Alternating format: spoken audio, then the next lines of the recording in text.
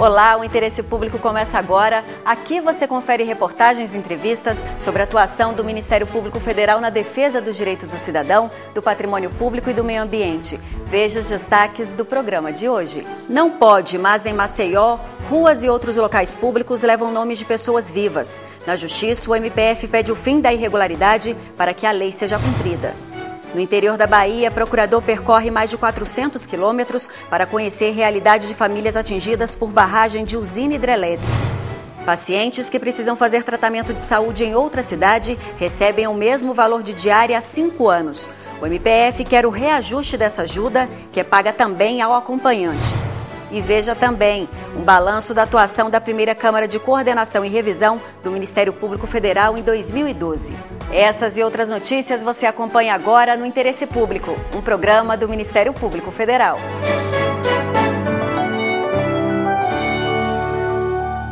A legislação proíbe, mas nem todas as cidades cumprem. Em muitos lugares é comum a gente andar pelas ruas e ver locais públicos com nomes de pessoas que ainda estão vivas. Quer ver um exemplo? Em Maceió, um levantamento feito pelo Ministério Público Federal descobriu que 17 lugares públicos estão nessa situação. Foi preciso recorrer à Justiça para reverter as irregularidades. O brasileiro é cordial, já revelou em livro o historiador Sérgio Buarque de Holanda. E tamanha cordialidade é representada também no hábito de dar nomes de pessoas vivas a lugares públicos como ruas, escolas e prédios. Entre a população, muita gente defende esta ideia. Em Alagoas não é difícil encontrar exemplos. Viaduto com nome do empresário e deputado federal João Lira. Outro com nome do desembargador de justiça Washington Luiz. Avenidas com nome de jornalista, médico, ginásio com nome de radialista, escola com nome de promotora pública. O Ministério Público Federal identificou 17 lugares assim só na capital. Eu acho a coisa mais absurda do mundo o cara querer usar o poder que tem para botar nome de alguém da família para ficar valorizado e pegar fama. Entendeu? Isso é errado. Eu acho que local público é do povo, é do Estado. Então quem comandar o Estado tem que ver que está errado. O procurador da República explica que a legislação brasileira não permite este tipo de prática, por entender que espaços coletivos devem respeitar o princípio da impessoalidade. O interesse público não pode se confundir com o interesse privado. E o bem público, ele é de todos, ele é um bem público. Ele não é um bem que serve para fazer homenagem a pessoas, ao menos pessoas vivas. Eles são bens que devem ser usufruídos para todos. E esse simbolismo é muito importante. Esse simbolismo demonstra justamente a ideia de que a coisa pública deve ser respeitada enquanto coisa pública. Por isso, excepcionalmente, se admite que nomes de pessoas que já morreram possam figurar em bens públicos, porque essas pessoas já fazem parte da história e da própria identidade cultural daquele povo. Agora, pessoas vivas não. Elas não podem ser homenageadas por meio de designação de bens públicos. Em setembro de 2012, o Ministério Público Federal encaminhou recomendação ao governo do estado e à Prefeitura de Maceió. Mas diante da falta de atitude dos dois órgãos, o MPF entrou com uma ação civil pública para pedir o fim do uso de nomes de pessoas vivas em bens públicos. Infelizmente, esses entes federativos decidiram não acatar a recomendação do Ministério Público e, por isso, a nossa única solução foi realmente fazer o pedido para que a Justiça Federal determine essa alteração. O governo do estado e a Prefeitura de Maceió informaram que não foram notificados da ação do Ministério Público Federal. Se houver qualquer sinal de natureza legal, o Estado, por determinação sempre do governador, a Procuradoria se debruça em fazer a sua análise de natureza jurídica e, diante de uma pertinência, nós fazemos certas modificações que, porventura, venham a se fazer necessárias. Em caso de descumprimento, o MPF pede na ação que haja suspensão de envio de verbas públicas ao Estado e ao município de Maceió.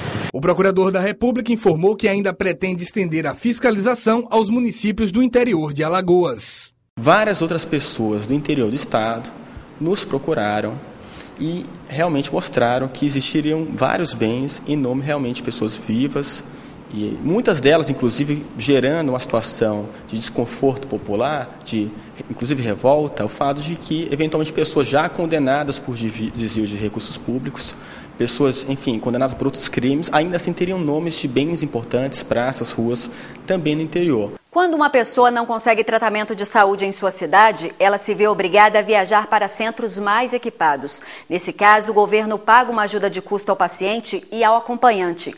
O problema é que desde 2007 os valores dessas diárias não são reajustados. Em Roraima há denúncias também de atraso no repasse dos recursos. É muito pouco ajuda de custo. Não dá para a posada nem dá para a alimentação.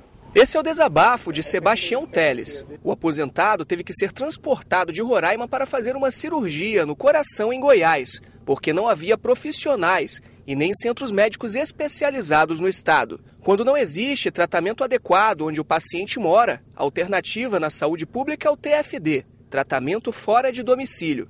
Nesse programa, o doente é levado para cidades que têm médicos e unidades de saúde especializadas. No meu caso, eu preciso de fazer a cirurgia e quero viajar e tenho que viajar. O problema está no valor da diária paga pelo governo para custear a hospedagem e alimentação do paciente até o fim do tratamento médico.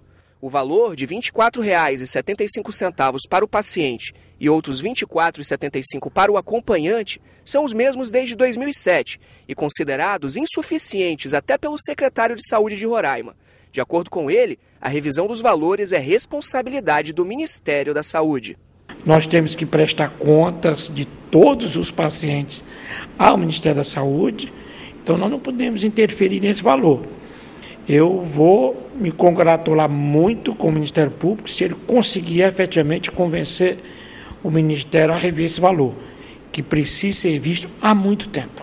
Para resolver o problema, a Procuradoria Regional dos Direitos do Cidadão em Roraima ingressou com ação civil pública contra o Estado e a União para pedir o reajuste no valor da ajuda de custo para pacientes e acompanhantes atendidos no tratamento fora de domicílio do Sistema Único de Saúde. Hoje, esses valores eles são bastante irrisórios, o que se confirmou em diversos depoimentos de pacientes que vieram no Ministério Público Federal e relataram a sua situação. Todos foram uníssonos. O valor é muito baixo e não é suficiente para arcar com hospedagem e alimentação. A União e o Estado eles oferecem R$ 49,00 quando o paciente viaja com acompanhante e R$ 24,00 quando ele viaja sozinho. Isso é fato notório, assim, todo mundo sabe que cidades como São Paulo, Brasília, esse dinheiro não é suficiente para suprir essas necessidades. Enquanto não há decisão judicial, quem precisa do tratamento fora de domicílio para cuidar da saúde já se preocupa. Dona Antônia, que tem que ir ao Rio de Janeiro tratar da tireoide, conta que precisa da ajuda da família para fazer o tratamento. Você tem que se virar. Do meu bolso não posso tirar porque não tenho condição para tirar, recorrer à família. Além de não cobrir as despesas diárias do paciente, muitos contam que às vezes tem que viajar sem levar o dinheiro por causa do atraso no repasse da verba. Tem gente que vai quando volta 2 meses para receber. Se você não tiver dinheiro, como é que você vai? Quando, na verdade, ele deveria ser pago no momento anterior da viagem. Porque se o paciente ele teria condições de arcar com a sua hospedagem, alimentação, em tese ele não precisaria da ajuda de custo. Além do valor reduzido da ajuda de custo, o Ministério Público Federal apurou outras irregularidades na condução do tratamento fora de domicílio em Roraima. O MPF ouviu diversos pacientes que se submeteram ao TFD e constatou que o Estado não garante o retorno imediato dos pacientes ao fim do tratamento. Os pacientes, eles muitas vezes têm que esperar mais de uma semana no local do tratamento para conseguir a emissão da passagem de volta. No próximo bloco, o Ministério Público Federal percorre 7 municípios do interior baiano para ver de perto os problemas enfrentados por famílias atingidas pela barragem de uma usina hidrelétrica. A gente volta já.